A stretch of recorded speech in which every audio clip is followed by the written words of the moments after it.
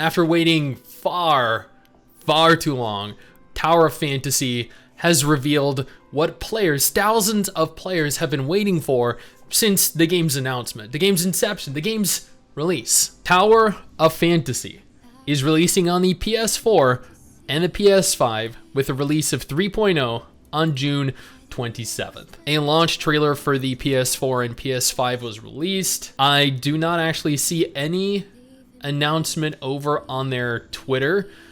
Surprisingly, you'd think this would have been something they would have kind of posted across every form of social media. A blog post was, however, made over on the PlayStation.com website titled Tower of Fantasy, an immersive cyberpunk open world RPG, hits PS5 and PS4 this summer. I would like to point out here that they do not for some reason list this as an MMO. Even further going down, they list a stunning underwater realm with multiplayer exploration, not massively multiplayer exploration. It is set to arrive on the PS5 and PS4 this summer. Now, let's go ahead and take a look at the trailer. I think 3.0, from what I recall, looks beautiful. I am genuinely curious as to the reasoning behind why they opted to now release it. I think it's a little bit suspect given the constant decline in revenue. I mean, there are a number of different threads here that you can reference to see the continued decline in terms of monthly revenue.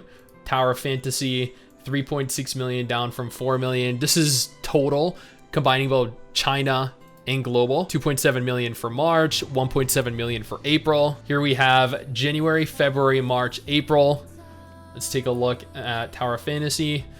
5 million, well, 8 million to 5 million to 2.8 to 2.9 to 2.7 to 1.7. And China from 2 million to 1 million to 900K to 600K. Like, it is very evident. Tower of Fantasy is in a perpetual spiral downward.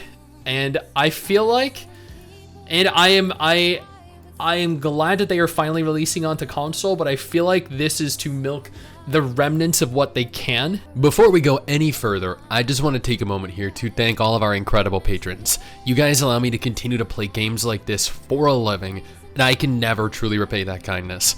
Also, if you're interested, I stream over on Twitch every single weekend. You should totally come on over and join me. I feel like this is a last ditch effort for them.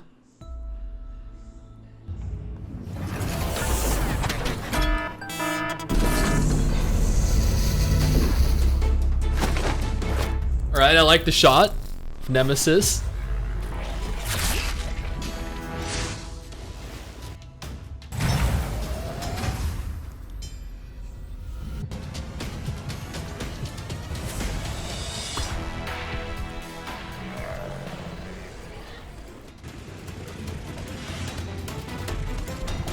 Okay, for a trailer, this is kind of all over the place, I'm gonna be honest.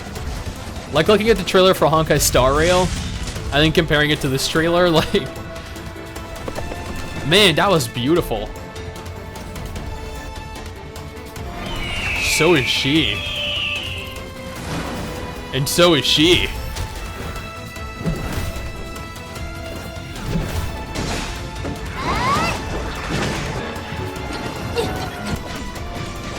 Wait, hold on. Do they have two types of music going on? It sounds like they do. It sounds like they forgot to turn the background music off when recording this and then applied some epic music over it. But I mean, what do you expect, right? This is a Tower of Fantasy quality trailer.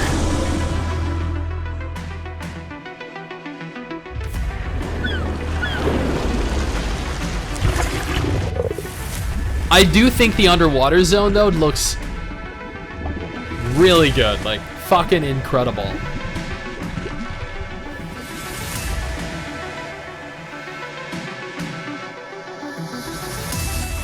So does this zone, man.